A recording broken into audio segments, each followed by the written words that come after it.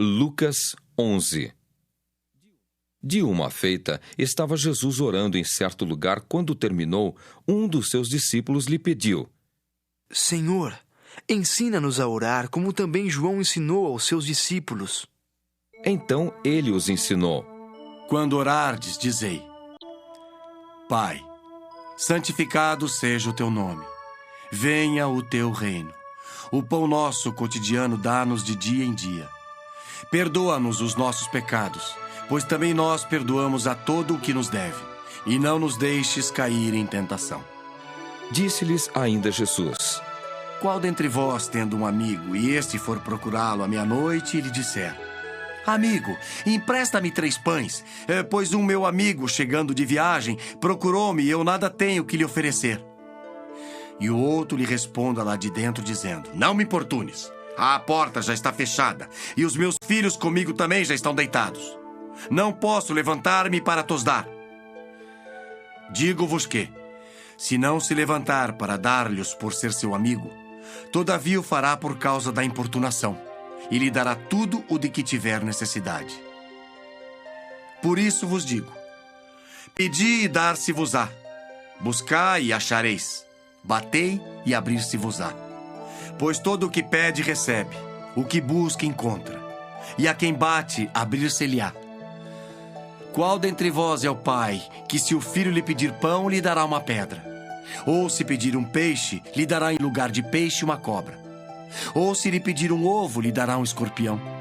Ora, se vós que sois maus, sabeis dar boas dádivas aos vossos filhos, quanto mais o Pai Celestial dará o Espírito Santo àqueles que lhe o pedirem. De outra feita, estava Jesus expelindo um demônio que era mudo. E aconteceu que, ao sair o demônio, o mudo passou a falar, e as multidões se admiravam. Mas alguns dentre eles diziam: Ora, ele expele os demônios pelo poder de Beelzebu, o maioral dos demônios. E outros, tentando-o, pediam dele um sinal do céu. E sabendo ele o que se lhes passava pelo Espírito, disse-lhes: Todo o reino dividido contra si mesmo ficará deserto, e casa sobre casa cairá. Se também Satanás estiver dividido contra si mesmo, como subsistirá o seu reino? Isto porque dizeis que eu expulso os demônios por Beelzebu. E se eu expulso os demônios por Beelzebu, por quem os expulsam vossos filhos? Por isso, eles mesmos serão os vossos juízes. Se, porém, eu expulso os demônios pelo dedo de Deus, certamente é chegado o reino de Deus sobre vós. Quando o valente, bem armado, guarda sua própria casa, ficam em segurança todos os seus bens. Sobrevindo, porém, um mais valente do que ele, vence-o, tira-lhe a armadura em que confiava e lhe divide os despojos. Quem não é por mim é contra mim, e quem comigo não ajunta, espalha. Quando o espírito imundo sai do homem, anda por lugares áridos procurando repouso. E não o achando, diz: Voltarei para minha casa de onde saí. E tendo voltado, a encontra varrida e ornamentada.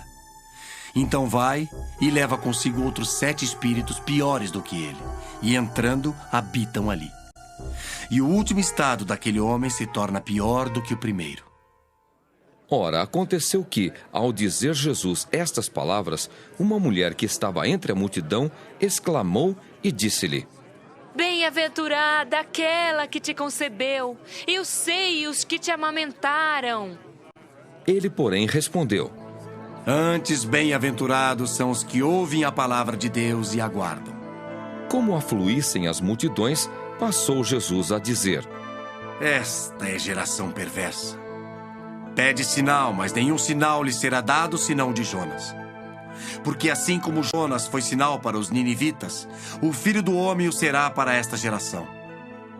A rainha do sul se levantará no juízo com os homens desta geração e os condenará, porque veio dos confins da terra para ouvir a sabedoria de Salomão. E eis aqui está quem é maior do que Salomão. Ninivitas se levantarão no juízo com esta geração e a condenarão, porque se arrependeram com a pregação de Jonas. E eis aqui está quem é maior do que Jonas. Ninguém, depois de acender uma candeia, a põe em lugar escondido, nem debaixo do alqueire, mas no velador, a fim de que os que entram vejam a luz. São os teus olhos a lâmpada do teu corpo. Se os teus olhos forem bons, todo o teu corpo será luminoso. Mas se forem maus, o teu corpo ficará em trevas. Repara, pois, que a luz que há em ti não sejam trevas. Se, portanto, todo o teu corpo for luminoso, sem ter qualquer parte em trevas, será todo resplandecente como a candeia quando te ilumina em plena luz. Ao falar Jesus estas palavras, um fariseu o convidou para ir comer com ele. Então, entrando, tomou lugar à mesa. O fariseu, porém, admirou-se ao ver que Jesus não se lavara primeiro, antes de comer. O Senhor, porém, lhe disse: Vós, fariseus, limpais o exterior do copo e do prato, mas o vosso interior está cheio de rapina e perversidade. Insensatos! Quem fez o exterior não é o mesmo que fez o interior? Antes da esmola do que tiverdes, e tudo vos será limpo. Mas ai de vós, fariseus, porque dais o dízimo da hortelã, da ruda e de todas as hortaliças, e desprezais a justiça e o amor de Deus. Devíeis, porém, fazer estas coisas sem omitir aquelas. Ai de vós, fariseus, porque gostais da primeira cadeira nas sinagogas e das saudações nas praças. Ai de vós que sois como as sepulturas invisíveis, sobre as quais os homens passam sem o saber. Então, respondendo um dos intérpretes da lei, disse a Jesus: Mestre, dizendo estas coisas, também nos ofendes a nós outros. Mas ele respondeu: Ai de vós também, intérpretes da lei, porque sobrecarregais os homens com fardos superiores às suas forças, mas vós mesmos nem com um dedo os tocais. Ai de vós, porque edificais os túmulos dos profetas que vossos pais assassinaram. Assim sois testemunhas e aprovais com cumplicidade as obras dos vossos pais, porque eles mataram os profetas e vós lhes edificais os túmulos.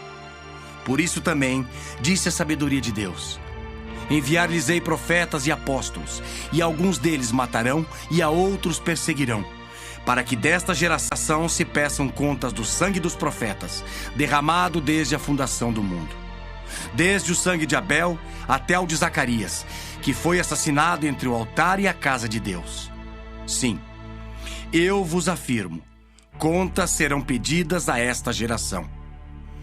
Ai de vós, intérpretes da lei, porque tomastes a chave da ciência, contudo vós mesmos não entrastes e impedistes os que estavam entrando. Saindo Jesus dali, passaram os escribas e fariseus a arguí-lo com veemência, procurando confundi-lo a respeito de muitos assuntos, com o intuito de tirar das suas próprias palavras motivos para o acusar.